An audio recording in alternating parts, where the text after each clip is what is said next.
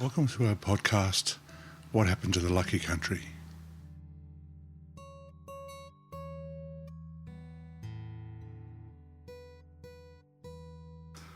The topic today is public transport and traffic. What should we do in Australia?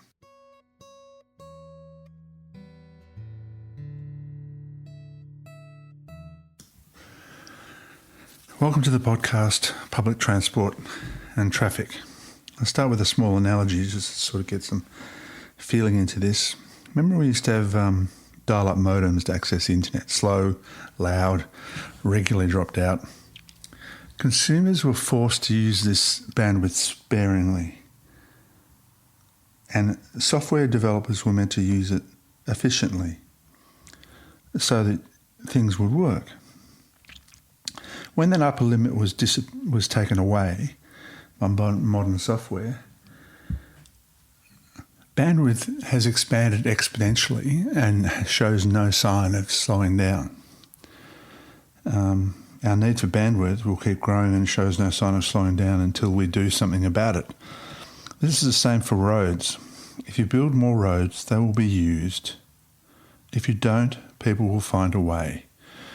What I'm trying to say now about traffic, if the road is bigger, the road will fill with traffic until we have a bigger road or break the cycle. We are lucky in Australia as we have so much space, which is why we build bigger roads. This will eventually end as the suburban sprawl costs, infrastructure costs, get too high and we can't sprawl anymore. But towns like London and Singapore have less space and hence have implemented changes to manage and restrict their growth. Growth in road users cannot continue due to state budget concerns. Victoria, I'm talking about there, the worst run state in Australia, and environmental concerns. The downside is less flexibility, less car sales, less revenue through registration for governments, and less revenue for insurers. And when we talk about less cars, practically we would be keeping numbers as they are today. Singapore limits the number of cars on the road with huge registration fees that are monitored and displayed annually. So what they do is take into account the growth, and if the growth is too much, they raise the registration. That makes the price of a normal RAV roughly twice the price that it is here. I advocate for congestion charging to raise money to improve public transport. I advocate for public transport to be free, and all the roads should be managed under one body in the federal government, and the same for public transport. That's my value proposition. We discuss public transport and traffic together as they are linked. They both move people around the country and ideally they feed each other. Street traffic is growing and it's rare to be unimpeded by traffic at any time of the day. Sundays are as bad as weekdays now, and we have no answer to this growth. More people means more cars, means building bigger roads, means your state goes into more debt. The cycle will not change unless we do something about it. Street traffic has continued to grow in line with immigration, and it shows no reason to stop. We've created a rod for our own back by building bigger and bigger roads.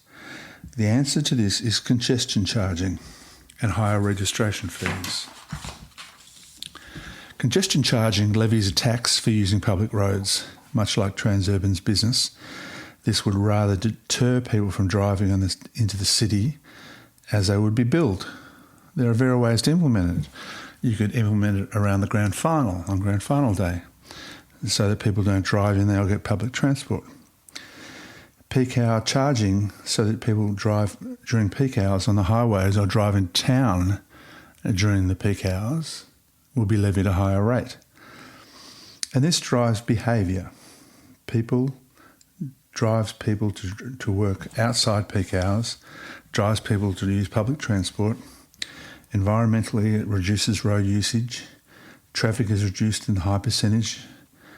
Government coffers are enhanced, as I hope taxes would exclusively be used for enhancing public transport. And the same technology can be used to repay government capital injections in roads or tunnels, such as Victoria has injected a significant amount of money, a debt that my children's children will be paying off due to the wonderful management of the Labor government in Victoria. I'm not a fan of taxes, but I also see the dichotomy of making bigger and wider roads that we can't afford to build or maintain.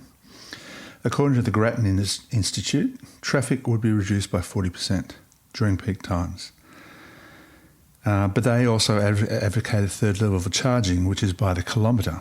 So in that case, every kilometre you drive will be monitored for time of day and where you drive, and your registration would be charged accordingly.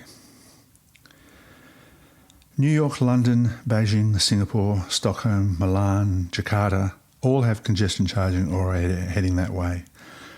I personally visited the Stockholm program with a work team, and the change was impressive. And the Elsevier report states that car purchases would reduce by almost 7%. London states in-fee zones cars have reduced by 11 to 30%. Like Singapore, we must keep our car numbers at a fixed amount.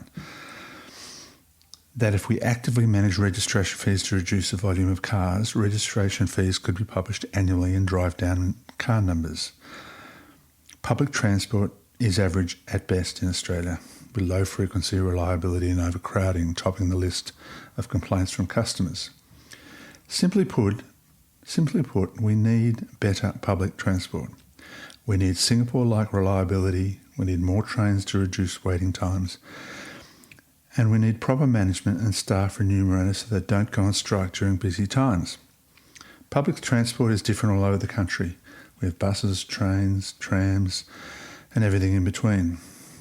The Jetstar model is cheap because every plane is the same. Maybe over time we need to drive standardisation. But public transport is dirty, sometimes unsafe, lacks reliability, and lacks the volume of station stops. Improvements are needed, funded by the congestion charge from road users and the reduction in cost in technology that runs the access. So we save on all the ticket machines and all the ticket IT and all the ticket machine people. There's an awful lot of money to be saved there. One of the things if you're thinking about public transport, we need to improve safety. I would start with poorly lit stations, walkways and car parks. Improve car parking. We need enough car parking around stations to support this growth in usage. Improve cleanliness. This annoys me and can't be too hard. Graffiti, violence and damage attracts 5 years in prison, no parole. Now that's quite extreme, but we need to change this behaviour we have in Australia. Remove unions. Now, I'm not a fan of unions in this space because they're always asking for more money and they're always trying to convince us that they've got a hard job and they're not being paid enough. Well, I looked it up. Drivers get at a starting rate of $115,000 a year, and the average driver gets $150,000 per year. The more senior drivers get $182,000 a year. Drivers are lucky to have a job these days. Automation is very close. Compare this with the Australian average salary of $106,000. If you strike, you're out. Change the legislation. Or strike and automation comes forward. We cannot afford our transport system to be held to ransom by thugs. And they are earning well above the market average. They should be lucky what they're doing. And the final point is data analysis of real-time data. To run our public transport, we really have to be data analysts. And I'm sure we do somewhere, but not to the degree that I would recommend. We need to introduce dynamic scheduling. Dynamic scheduling means through technology we now know there are more customers using the Frankston line, so trains are diverted from low volume destinations in real time. The funds from congestion charging would fund more trains as well. Not only could we create dynamic scheduling, we could analyse live data to reduce carriages per train and divert them to high volume areas. It does not matter if you believe in this approach. I think this is coming fast towards us, held up by lazy politicians and no bravery in decision making.